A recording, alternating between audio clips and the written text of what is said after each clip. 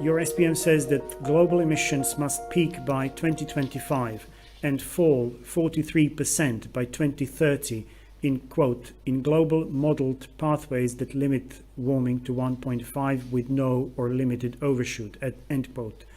What examples does the report hold to suggest that this is feasible?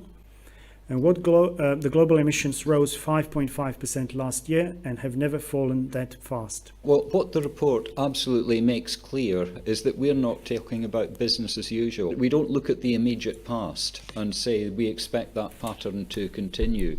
The message is very clear. The governments of the world have set targets in the Paris Agreement or the Paris goals of limiting warming to 1.5 or maybe 2 degrees. And what we have done is set out very clearly, it's almost through the laws of physics and chemistry, that that is what would need to happen if we were to limit warming to these levels. Now, we're very conscious of the question about this big change of direction. So the report does contain within it lots of assessments of the feasibility of the individual options that Diana especially was taking us through. And it also has an assessment about the feasibility of actually the kind of system changes that would be needed. And just to say, the longer we put off action in terms of addressing climate change, the bigger the feasibility challenges will be. And that is a very, very clear message of the report. Indigenous people fear that the move to conserve more land will end up removing them from those lands and result in not only homelessness but decreasing biodiversity that made them attractive. How could they be included in conservation instead of being excluded from their ancestral home? First, we show that actually restoration of ecosystems and preserving some of the land in its original ecosystem status is very important. In fact, one of the most important options in our land, how we can reduce emissions. And we especially emphasize indigenous peoples, that these are especially important to involve. Also, they can also have special wisdom to us in which we can benefit from when we plan these opportunities. Many banks are promising to eliminate fossil fuels advancements, and corporates are promising net zero, which may not be believed by everybody. The UN Secretary General has formed an expert group to take stock of the progress of these claims. How do you feel and how much this is possible and to achieve net zero by 2050?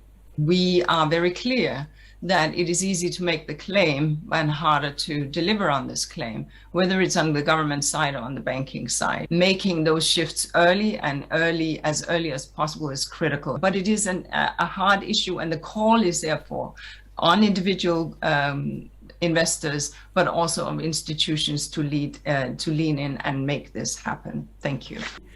At what date will it become impossible, even with drastic emission cuts, to keep temperature below 1.5 degrees Celsius? The report says it is impossible under current NDCs and current policy. So at what year do we pass the crossroads Dr. Lee mentioned, where no matter what we do can't prevent hitting 1.8 degrees?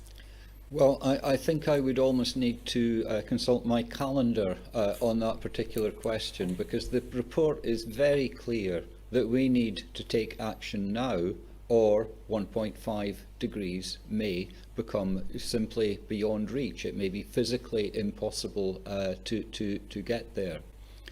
So the message is we don't have a date. I mean, I think Inger Anderson, when she was talking, she said, not this year, not next year, this week, not next week, today, not tomorrow. And that would really be the message. We need to get on with this now, or 1.5 degrees will slip beyond reach. And if there is no advance in the kind of pledges that countries are making, before we get to COP27 in Egypt at the end of this year, I think we may well have to conclude that indeed 1.5 has gone. Though, of course, in longer term, throughout the 21st century, there are technologies, there are approaches that could draw carbon dioxide emissions from the atmosphere and actually start to bring temperatures down. The issue there, of course, is that some of the climate impacts are associated with the peak temperature because irreversible impacts may occur. So basically, it really underlines that message about taking very early action. In response to high fuel prices and war in Ukraine, the US and EU have signaled they will build additional fossil fuel infrastructure on either side of the Atlantic, much of which will stay online for decades to come. Are these build-outs consistent with limiting warming to 1.5 degrees Celsius or 2 degrees Celsius? Thank you. We do show that fossil fuel infrastructure that we keep building some of that will be stranded, which means that we will not be able to use it if we want to keep global warming to 1.5 degrees. In fact, what we show is that what we already presently see, or at least at the time when we closed, when we finally looked at literature, which was last October, that approximately 1 to 4 trillion US dollars worth of infrastructure will be stranded, which means that will not be possible already to return fully their investments. So building even more infrastructure either puts reaching our climate goals at risk, or will just cause even more infrastructure to be stranded, and that will have negative impacts on the whole society. There are also a lot of opportunities through which we could, for example, rapidly reduce emissions and energy use. For example, through individual action, we can reduce very rapidly by 5% our emissions. And also there are longer-term opportunities through the more rapid acceleration of renewable energy technologies, which are today among the cheapest, as already my colleague Jim Ski has pointed out, and many other options. The report shows global greenhouse gas emissions have continued to rise, but also says expanding laws and policies, quote, have led to the avoidance of emissions that would otherwise have occurred, end quote. Given complexities like leakage, what's the evidence for that conclusion? There are actually specific numbers in the report and specific numbers in the summary for policymakers, and some of the estimates lead to a guess that an estimate of about maybe 3.5% of current global emissions. Our emissions would have been 3% higher had these laws and policies not been put in place. And other estimates actually go much higher. They suggest that emissions would have been 10% higher than they currently are if we hadn't had these laws and policies. So, we can lament the fact we are beginning to slow the pace of growth of greenhouse gas emissions. It could have been higher if we had not taken action. And the challenge now is really to step up the pace of that action. We have the tools, we have the regulations, we have the policies. We need to make them tighter, and we need to spread them more widely in order to make changes. Can you speak to the roles misinformation and greenwashing play in impacting governments' abilities to effectively mitigate climate change? We do show that there is a significant implementation gap. Nevertheless, we also see that there is significantly increased political will, and that will help us in reaching these targets because, for example, as Jim already showed, there are 18 countries which have already managed to reduce their emissions as in response to their climate change policies.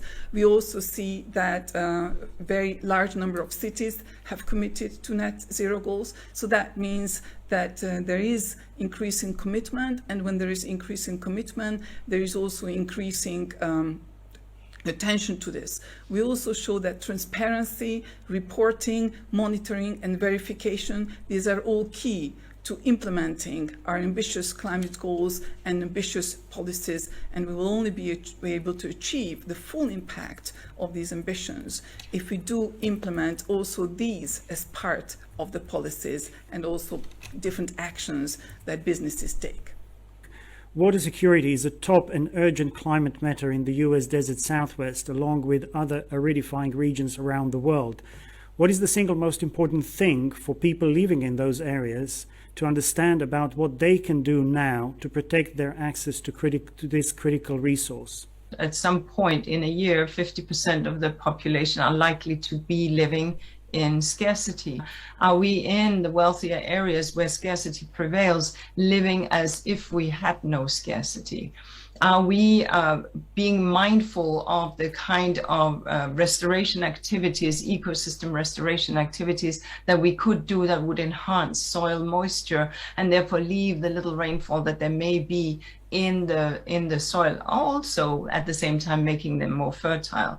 Are we using zero watering gardens? What kind of hardware and machinery do we use for that is water consuming, that is otherwise that could be more water efficient? Do we understand that we can in fact implement and have a much lower water footprint while still living healthy lives with parks and enjoyment? So it is around appliances, it is around awareness, it is around use, and it is also around mindfulness, around storage and restoration in poorer zones, such as the Sahelian belt from Somalia on the one end and to Senegal on the other. Clearly there it is about restoration. This is why the African Union has started the African Green Belt that sees to and looks towards restoring what has been degraded over since the 70s, when we have seen this ever decreasing rainfall year on year, driven on by climate change. These are the kind of actions that we can take. And so that does become very critical. If I just may, on the issue of policies, the very issue is that having policies that stick, that are, as we heard, also transparent, but also that are reported on by media and held to account. That is where we see the needle shifting the fastest. Declaratory policies that are generic in nature are not the way we will get there. It is by getting quite specific, sector by sector, the building sector, the construction sector, the transport sector, as well as the energy sector. That's the way we will get there. And of course, incentivizing with instruments, be it taxes or tax breaks, to enable that these policies are taken up more fast. Thank you. The chair of the IPCC would also like to add a few words. Consumption-based CO2 emissions declined in developed countries. This implies that the CO2 intensity in the developing countries declined. This is the example of a very positive policy spillover across the borders. And positive policies, actions taken in a developed countries or some other countries have a spillover effect. So we can be very optimistic about this direction of very ambitious action in the countries. What are now the major barriers to achieving the transition needed? Social, financial? What, in simple terms, needs to change to bend a curve that is so far not being bent? This is the first time that a whole chapter has been devoted to analyze the demand side and the social aspect of mitigation. There is a huge potential for reducing emissions, but of course there are, talking about barriers, it is clear that there is a gap. There is a gap with regard to the existing financial flows oriented to climate action. With regard to technology development, technology transfer is another aspect that was assessed in this contribution of Working Group 3. And of course, this is another area in which much more effort would be needed. Very specifically on finance, I mean, we have a dedicated chapter on investment and finance in the report. And what's very clear, public money can't do it by itself. I mean, developed country governments have not met their $100 billion a year goal, but the money that is needed is actually in the trillions. It's not a matter of billions. So we need to get private sector money going as well. And there the important thing is that the public sector and governments use the money that they have cleverly in order to incentivize private sector investments. So the challenge there is in many developing countries, the cost of capital is high. So public governments need to put in place steps and use instruments that bring down that cost of capital to make the projects more investable.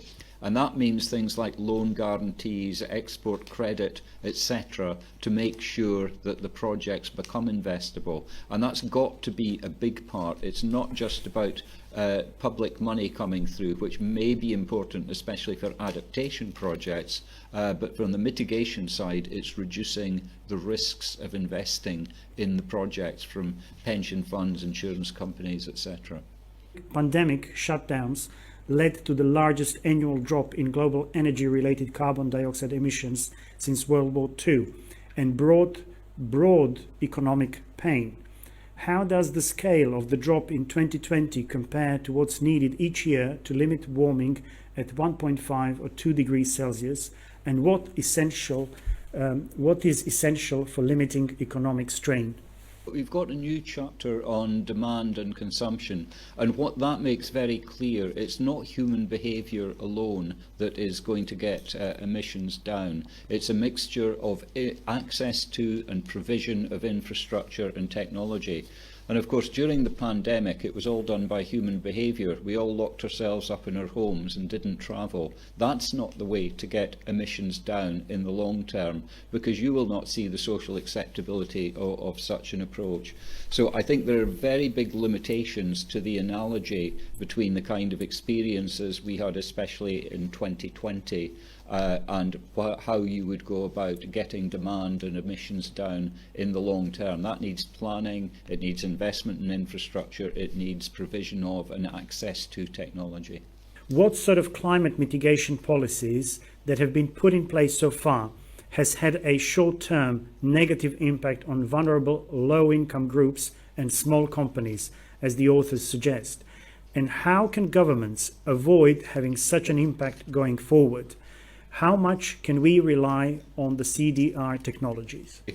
Just thinking about potential negative effects, and they don't have to be negative if they're managed properly.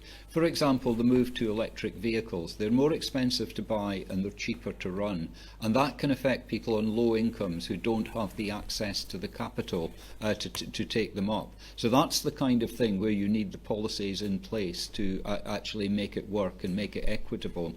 You can also pick up areas of converting agricultural land for planting trees. That can displace people and interacts with land tenure systems. So again, these are the kind of issues that need to be managed.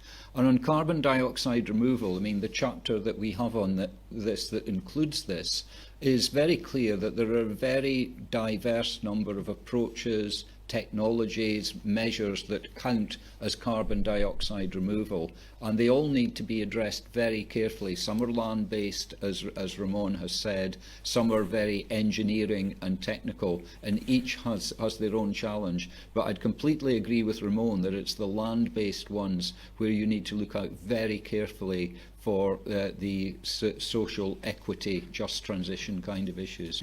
The report makes that politics, not science, technology, or lack of understanding is the main barrier to achieving emissions reductions. Which political players have been the main obstacles to climate action? How must politics now change to enable the energy transition to occur?